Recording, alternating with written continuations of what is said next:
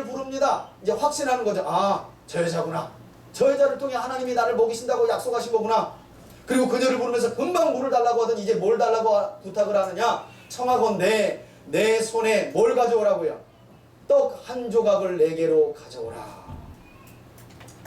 그랬더니 이 사르밧 과부가 엘리야 선지자에게 12절에 뭐라고 대답합니까? 그녀가 이르되 당신의 하나님, 아니 여기 지금 두로와 시도는 바알신 소굴인데 뭐라고 말하느냐? 여호와께서 살아계심을 두고 맹세하노니 나는 떡이 없고 다만 통에, 곡식통에 가루 한 웅큼과 병에 기름 조금밖에 없습니다. 여러분 이 정도면 정말 떡 달랑 한 조각 만들 양이죠. 그러면서 이 과부가 뭐라고 하느냐? 지금 나는 그것을 집에 남겨두고 내가 나뭇가지 둘을 주워다가 나와 내 아들을 위하여 음식을 만들어 먹고 그 후에는 이제 양식이 없으니까 내 아들과 함께 뭐 할 수밖에 없대요? 죽을 수밖에 없습니다. 죽으리라 그래요. 여기까지 들어보면 정말 염치가 없어서라도 더 이상 말을 못할 텐데 엘리야가 13절에 보니까 뭐라고 하느냐? 그럼에도 불구하고 엘리야가 그에게 말합니다. 두려워하지 마시오. 이 과부에게. 가서 내 말대로 하려니와 그러나 먼저 그것으로 나를 위하여 작은 떡 한 개를 만들어 내게로 가져오고 그 후에 당신과 당신 아들을 위하여 만들어 먹으십시오. 아, 여러분 어떤 분이 성경을 읽다가요 이 부분을 읽고서 얼마나 기분이 상하셔가지고 이것도 인간이냐고 화가 나셔가지고 아무리 지가 선지자면 선지자지 아니 이게 도대체 이게 진짜 선지자라고 말할 수 있는 인간이냐고 아니 마지막 밀가루 한 줌 남아가지고 그것도 과부고 아들과 먹고 이제 죽어야 될 상황인데 그걸 뭐라고 말해요? 만들어서 내한테 먼저 가져와라. 내한테 먼저. 이게 사람이냐는 거예요. 여기까지 읽고 흥분하셔가지고 얼마나 불맨 소리를 하시든지. 여러분 이게 바로요 성경을 오해하여 읽는 우리의 모습이에요. 여러분 지금 엘리야 선지자는 단지 자기 먹을 음식 때문에 염치불고하고 과부에게 이런 무리한 요구를 하고 있는 것이 아니라 하나님의 말씀을 이루기 위해 그녀에게 그 말씀을 그대로 전하고 있다는 것을 기억하여야 해요. 자, 그러면서 엘리야 선지자가 그녀에게 얼마나 놀라운 말씀을 선포하느냐?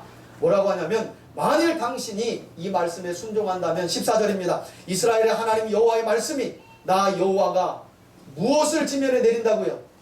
비를 지면에 내리는 날까지 절대 그 통에 밀가루가 떨어지지 아니하고 당신 집에 있는 그 기름병에 기름이 뭐하지 않는데요? 없어지지 아니하리라. 여러분 사실 이 말씀이요 이 시돈에 있는 사르밧 과부에게는 상당히 어이없고 충격적인 말씀으로 들릴 수밖에 없어요. 왜냐? 당시 이 엘리야 시대 때는 시돈과 두로뿐만 아니라 이스라엘이라고 말하는 아니 그 건너편까지 엘리야의 출생지인 거의 가나안 땅 전체가 어떤 신을 섬기고 있었을까요? 바알이에요. 여러분 바알신 하면 닉네임이 있어요. 첫 번째는 풍요의 신, 두 번째는 무슨 신일까요? 바로 비의 신이에요. 그러니까 하늘에서 비가 내리지 않는데 어떻게 풍요로운 곡식을 얻을 수 있어요? 자, 그래서 제가 보여드릴게요. 한번 넘겨보세요. 자, 이 그림이 바로 여러분 바알신의 그림이에요. 자, 왼쪽에는 뭘 갖고 있어요? 여러분 이게 곡식이에요. 곡식의 모습이고요. 자, 오른손에는 뭘 들고 있어요? 저걸 물어봤더니 또 녹용이래. 아유, 아무튼 참 내가 하나 사주고 싶어 정말. 아주 성경 강좌하다 속이 상해가지고 지금 녹용 얘기할 때가 아닌데. 여러분 저게 뭐예요? 번개예요, 번개. 그래서요 시돈과 아까 지도 보여줘 보세요. 시돈과 두로뿐만 아니라 가나안 온 땅 사람들에게 비를 내려주시는 신은 상식적으로 누군데? 바알인데 지금 엘리야가 뭐라고 말해요? 여호와가 비를 지면에 내려주시기까지라는 말을 하는 거예요. 아니 저기에 사는 모든 사람들은 비는 누가 내려준다고 믿고 있는데 바알이. 여러분 이제 왜 엘리야 선지자가 나타나자마자 이 땅에 내 말이 없으면 비도 이슬도 내리지 않을 것이라고 세게 말하며 시작했는지 아세요? 이스라엘 백성들도 어느덧 비를 누가 내려주신다고 믿고 있었기 때문에 바알. 그래서 하나님이 사실은 비도 이슬도 내려주지 않겠다라는 말은 바알신에 대한 선전포고요. 그 바알신이 비를 내려줄 거라고 믿는 자기 백성 이스라엘에 대한 놀라운 선전포고를 하는 거예요. 하나님 해보자 이거예요. 내 허락 없이 단 물 한 방울도 하늘에서 내리는 일이 있는지 없는지 내가 그걸 엘리야를 통해 보여주시겠다. 그것을 통해 이 땅에 하나님은 여호와 하나님밖에 없음을 하나님이 나타내 보여주시겠다. 그래서 하나님이 엘리야를 통해 우리가 보기에는 뜬금없이 비나 물을 안 내려주신다고 하는 것 같지만 언약에 말씀하신 대로 하신 것이고 바알신과 그 바알신을 따르는 이스라엘 백성들에게 이와 같이 바알신은 무능한 신임을 하나님이 보이시기 위해서 이처럼 엘리야를 통해 세게 말씀하셨다는 거예요. 여러분 이처럼 바알신의 숭배가 온 북이스라엘 땅을 뒤덮고 있을 때 엘리야 선지자가 이제 이처럼 느닷없이 나타나서 그것도 타국 선지자 아니에요. 가난한 과부에게 나타나서 이런 말을 했으니 이 과부가 얼마나 어이없었겠냐는 거예요. 그런데 놀라운 건 15절에 보니까 이 과부의 모습이 꼭 엘리야를 닮았어요. 그 말씀에 먼저 내 것을 만들어 가져와. 그러면 절대 이 땅에 하나님이 비를 내려주시기까지 너희 집에 곡식과 기름은 떨어지지 않을 거야. 이 말 앞에 어떻게 반응하느냐. 15절 보세요. 그녀가 가서 엘리야의 어떻게 해요? 말대로 하였더니. 자, 나머지는 중요하니까 16절까지 읽어봅시다. 시작.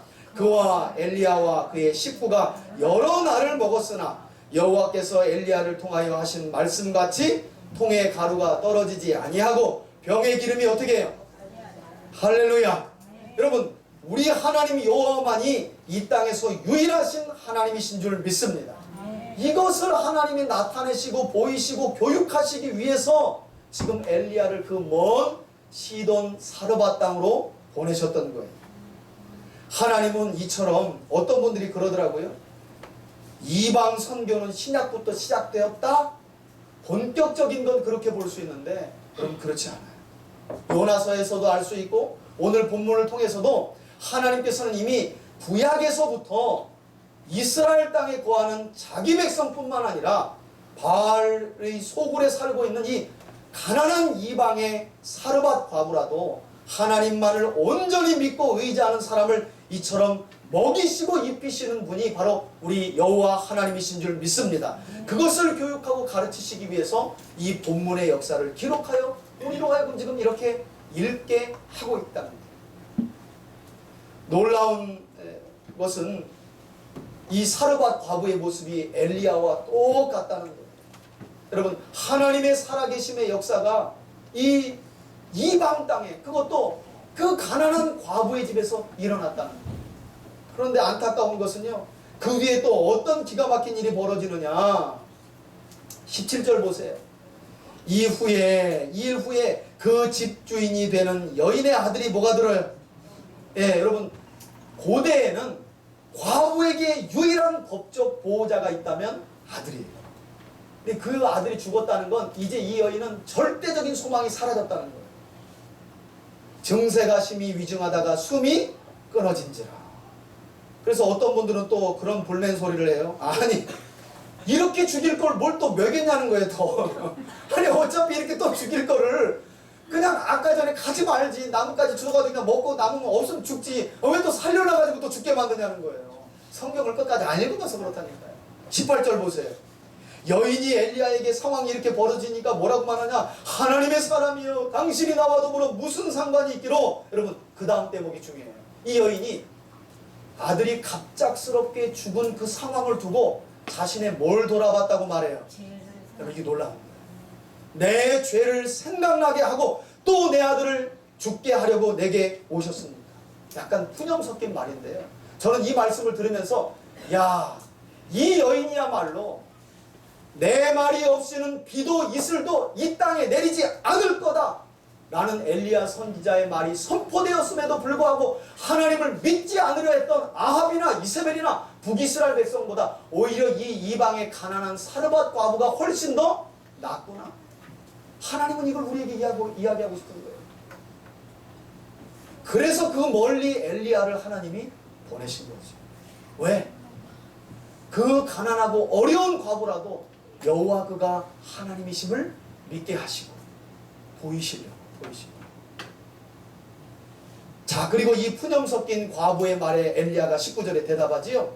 뭐라고 대답하느냐? 제가 짐작컨대 여러분 지금 엘리야는 여러분들 읽어보시면 알겠지만 이 상황이 어떤 상황인지 잘 몰라요. 엘리야도 뭘 알고 있는 게 아니에요.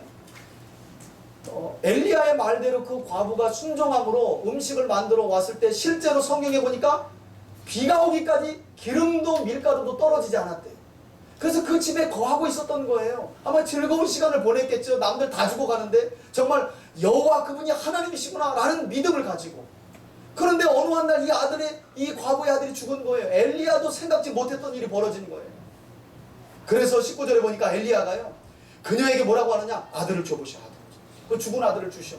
이 아들을 달라고 하여서 그를 여인의 품에 받아가지고 안아서요, 자기가 거처하는 다락, 이 다락이 아니라 2층 방이에요. 2층 방. 2층 방으로 올라가 자기 침상에 누이고. 여러분, 이런 상황을 보면 이 과부가 상당히 하나님의 사람 엘리야를 극진한 거예요. 그죠? 2층 방을 내어주고. 여러분, 집에 가면 저에게 좀 그럴 수 있겠어요? 2층 방을 내어준 거예요. 그래서 이 아이를 자기 방으로 가서 침상에 누이고, 그 다음에 보니까 이 숨이 끊어진 아이를 안고요, 자기 방으로 들어간 엘리야가 드디어 하나님께 20절에 보니까 부르짖기 시작합니다. 뭐라고 부르짖느냐? 여호와께 부르짖어 이르되, 다 같이 읽어봅시다. 시작. 내 하나님 여호와여, 주께서 또 내가 우고하는 집 과부에게 재앙을 내리사 그 아들이 죽게 하셨나이까 하고, 21절도요, 그 아이 위에 몸을 몇 번? 3번 펴서 엎드리고 난 후에 또 한 번 여호와께 부르짖어 이르되, 뭐라고요? 다 같이. 내 하나님 여호와여, 원하건대 이 아이의 혼으로 그의 몸으로 어떻게 돌아오게 하옵소서 하니. 여러분, 22절 보세요. 여호와께서 엘리야의 소리를 어떻게 하셨다고요? 할렐루야. 하나님의 신실한 종의 기도를 하나님이 들으셨다는 거예요. 바알과 아세라와는 전혀 차원이 다르죠. 그 소리를 들으시고 그 아이의 혼이 몸으로 돌아오고 살아난지라. 다시 한번 말씀드리지만 여러분, 이 땅에 유일하신 신은 우리 여호와 하나님 한 분밖에 없는 줄 믿습니다. 그래서 이 역사를 하나님이 성경에 기록해 놓으신 거예요. 엘리야, 여호와 그분이 하나님이다를 증거하기 위해 지금 이 시대를 살아가는 우리들에게도 돈이 신이고 사람이 신이고 과학이 신이고 그 외의 모든 것들을 신으로 여기는 이 시대에 여호와 그분만이 누구라고요? 하나님이시다. 엘리야. 그래서 하나님은 성경에 이 놀라운 역사를 기록하시고 우리 손에 들려주신 거죠. 안타까운 것은 이런 하나님의 심정과 마음도 모르고 또 이 신유은사를 받으신 분들이 또 환자가 오면 어떻게 해요? 그를 안고 자기 방으로 가서 침대에 누워서 어떻게 또 그 위에 3번을 또 엎드려. 그 성경을 이렇게 우리가 왜곡해서 보는 거예요. 여러분, 3번 엎드려 살린 거예요? 하나님이 살린 거예요? 그걸 모른다니까요, 사람. 그래서 또 아이를 놓고요, 환자를 놓고 그 위에 3번 엎드린다. 1번, 2번. 왜? 할 건 10번은 못 엎드려. 왜 또? 그렇게 우리가 성경을 이상하게 왜곡해서 보고 있다니까. 여러분, 3번 엘리야가 엎드려 이 아이를 살려준 것이 아니라 하나님은 신실한 하나님의 사람 엘리야와 불행한 일 중 자신의 죄를 돌아보는 이 가난한 과부의 믿음을 보시고 사망 중에 있는 이 아들에게 다시금 생명을 부여해 주신 줄 믿습니다. 엘리야, 여호와 그분이 뭐라고요? 하나님이십니다. 여러분, 여하튼 이렇게 23절에 보니까 이 아이가 살아나죠? 그래서 엘리야가 이 아이를 자기 방에서 데리고 나옵니다. 엘리야가 이 아이를 안고 다락에서 방으로 내려가서 그의 어머니에게 주며 이르되, 보라, 내 아들이 뭐라고요? 살아났느니라. 그랬더니, 자, 이 마지막 고백이 오늘 성경의 결론이에요. 다 같이 한번 24절 읽겠습니다. 시작. 여인이 이르되, 여인이 엘리야, 다시 읽읍시다. 시작. 여인이 엘리야에게 이르되, 내가 이제야 당신은 하나님의 사람이시요 당신의 입에 있는 여호와의 말씀이 진실한 줄 아노라. 아멘. 아멘. 여러분, 사실 이 고백은요, 하나님께서 자기 백성 이스라엘을 통해 듣고 싶으셨던 고백이었어요. 그런데 이 고백이 하나님께서 구원하신 이스라엘 중에 들린 게 아니라 어디에서? 이방 땅, 그것도 저 멀리 가난한 사르밧의 한 과부의 입에서 들려졌다는 거죠. 그러니 하나님의 심정이 얼마나 아프셨겠어요.